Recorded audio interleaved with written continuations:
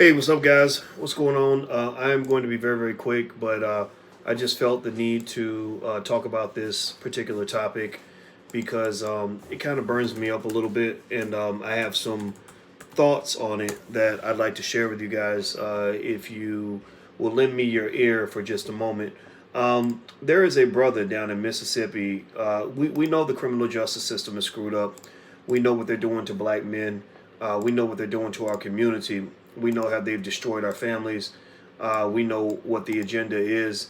But sometimes they do something that is just so egregious that you have to take the time to really step back and really look at how they see you, what they're trying to do to you, and the efforts that they're putting forth to ensure your extermination. Well, this story is about a brother out in Mississippi who literally um, just got 12 years in prison for having a cell phone. This brother literally had a cell phone in jail. He got locked up. He had the cell phone. They let him in with the cell phone, and because he had the cell phone, and I don't even know if he knew that he was breaking the law by having the cell phone. They put him in prison for 12 years. And so I'm going to kind of read some of this to you so you guys can sort of just sort of know what's going on. I felt that my job as a black man is to use the little resources I have to make sure the story gets told far and wide. And I hope you guys will take a moment to share this story because this is not just a precautionary tale about the fact that it's open season for the hunting of black men, but also so that we can understand, just kind of what we're dealing with, what we're up against, and what we can do to help. So let me read some of this to you. Hit the thumbs up button, please. Hit the subscribe button. We're building a black news platform so we can share our stories like this. This is from NBC News. It says a Mississippi man is being held at a county jail on a misdemeanor charge, or he was being held on a misdemeanor charge. He asked the guard to charge his cell phone. The phone was confiscated, and the man was slapped with a 12-year prison sentence for possessing a phone in a correctional facility. So the man wasn't hiding the phone. If he'd been hiding the phone, he wouldn't have asked the guard to charge it for him. The brother just had his phone. He didn't know that it was illegal to have a phone. So he asked the guard, hey, can you charge my phone for me? And the guard took the phone, and then they laid extra charges on him. He was in jail for a misdemeanor. The case has drawn strong reactions on social media, with people urging the governor to get involved. William Nash, 39, was booked in the Newton County Jail in 2018. According to court documents, the married father of three handed a guard his phone and asked if it could be charged. The guard took the phone and gave it to a sheriff's deputy. When asked about the mobile device, Nash initially denied it belonged to him, but eventually gave the deputy the password to unlock it. A court document states that Nash was using the phone to text his wife that he was in jail. So this man was texting his wife to let her know that he will be locked up. And they took the phone, and then they decided to give him prison time for this. Mississippi law prohibits inmates in correctional facilities from possessing cell phones. It is a felony offense with a sentence of 3 to 15 years. A jury found Nash guilty of breaking the cell phone law in August 2018. A judge sentenced him to 12 years in state prison. The judge told Nash to consider himself lucky because given his past burglary convictions, he could have received a maximum 15-year sentence. So that's what they do. That's how they treat you. That's how you kind of know that there's open season and there's a war against black men. When they take away 12 years of your life, put you in a dirty, nasty, infested place where people are being sexually assaulted every day, and they tell you you should be lucky, boy, that we didn't give you 15 years. So anyway, let me keep reading. Nash did not appeal the verdict, but challenged his sentence, saying it was grossly disproportionate to the crime and violated the U.S. Constitution's Eighth Amendment, which forbids cruel and unusual punishment. That's what the brother said. On January 9th, the Mississippi Supreme Court affirmed Nash's conviction. According to online jail records, he's expected to be released in February 2029. So at the end of the next decade, that's when they're expecting him to be released. Justice James D. Maxwell II, writing for the court, said in the court document that while Nash's sentence of 12 years was harsh, it fell within the statutory range for that offense. So the judge and the justices, this is part of white supremacy. This is how white supremacist systems work. There's more to it, and there's more to kind of analyze in the case. You can look it up. You can read it. Feel free to take a look. But here's the deal. Here's what I want to say about the case of Mr. Willie Nash. It's important to say his name. Somebody type his name in the chat. Willie Nash. Willie Nash. In fact, make it a hashtag. Go on Instagram and hashtag Willie Nash, because Willie Nash is a human being. He has a life like you, hopes and dreams like you. He's just like you, and he's just been given a sentence that doesn't make any damn sense. First of all, give me a yes or no. I'm gonna ask you guys some simple yes or no questions. You guys know how I like to do things on this platform. Yes or no? Was anybody harmed in Willie having a cell phone? By Willie having a cell phone, is there a victim in this crime? Is it a violent crime? Did somebody get hurt? Did somebody get shot so he can get the phone? Did he hit somebody upside the head to take their phone? Yes or no?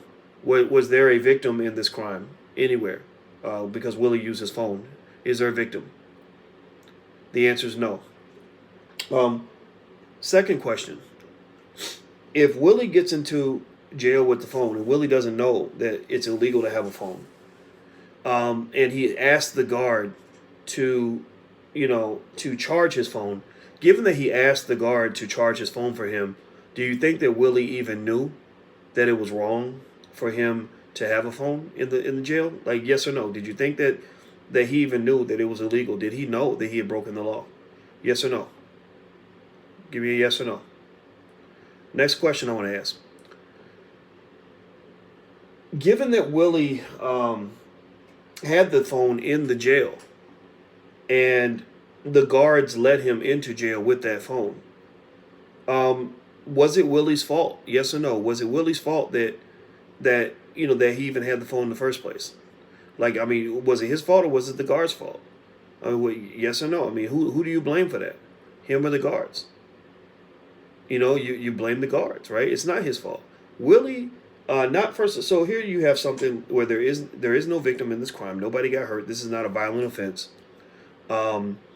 Willie apparently appeared to have not known that it was illegal because he asked the guard to charge his phone. I mean, if you're trying to smuggle a cell phone, you don't go to the guard and say, "Hey, help me charge the cell phone I just smuggled in."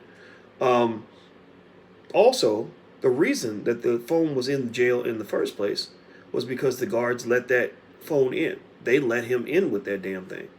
And you know what it makes me think about is it makes me think about how Malcolm X used to say, the white man will sell you the liquor bottle and then he'll lock you up for being drunk. He'll encourage you to drink the liquor so you can get drunk, and then when you get drunk, he'll lock you up for being drunk. And so in this particular case, you had the white supremacist system, the race soldiers, the prison guards and inmates, the prison guards and the system, the justices and all these people that somehow believe that this is justice to put a married father of 3 in jail for 12 years for having a cell phone. They set him up. They entrapped him. They said, they let the phone through, and then they give him 12 years for having the phone. This is outrageous. This is ridiculous. And here's the other thing. This man was in jail for a misdemeanor. I don't know what the misdemeanor is. Maybe it's documented somewhere what the misdemeanor is, but he was in jail for a misdemeanor. So here you've taken a misdemeanor. This is why people don't trust the police. This is why people don't trust the criminal justice system. Because you've taken a black man who had a misdemeanor and you've turned it into a felony. So your system is toxic. Any black person who engages with the police is at risk of taking a small situation and having it become a big situation.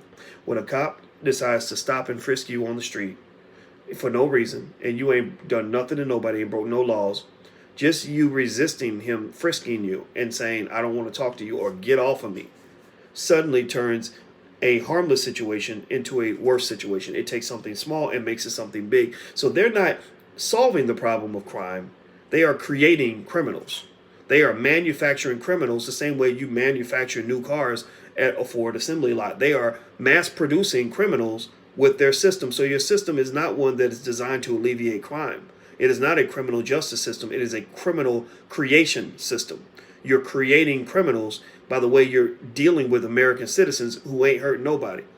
So the fact that, so if you ever had a system that had any common sense, which we don't have, which is a big stretch. We have no common sense, and racism is everywhere, and that's why I don't. That's why I don't vote for these politicians. I'm sorry, I'm not supporting the Democratic Party if they're not addressing these issues and fixing these issues. I'm talking about directly addressing it. I'm talking about letting out 100,000, 50 to 100,000 nonviolent offenders. Like, you do that, then I'll be impressed. Let out, you review. You tell me you're reviewing 100,000 cases, and then I'll get it. When you let out one person or two people, I don't give a shit about that. I'm seriously, who cares about 2 or 3 people if you've got 100,000 that shouldn't be in jail anyway? You got people's parents in jail. You're going to fight all day for a little Mexican kid whose mother got taken away from him when they're trying to break across the border, but you can't fight for a black kid whose parents have been locked up for the last 20 years? Are you kidding me? So this stuff pisses me off. This burns me up, makes me mad. And I just wanted to make sure we shared this story. If you could, before you go, please hit that thumbs up button. Make sure you subscribe. Some of you might be watching on Your Black World News. We're trying to build a news channel because we're trying to reach more people on our own so we can get these stories out. So please subscribe. Please share. Also, hit the notification bell so you'll be notified when we put out new content. In addition to that, use that hashtag. The hashtag is Willie Nash. Go to your social media, your Facebook, Instagram, YouTube, and hashtag Willie Nash so that this brother can get the help he needs. Or you can also hashtag Free Willie Nash. I'm going to start hashtagging that. But it ain't just about Willie Nash. It's about that whole system. That whole damn system is the problem. It's not just one incident. So that's all I got to say.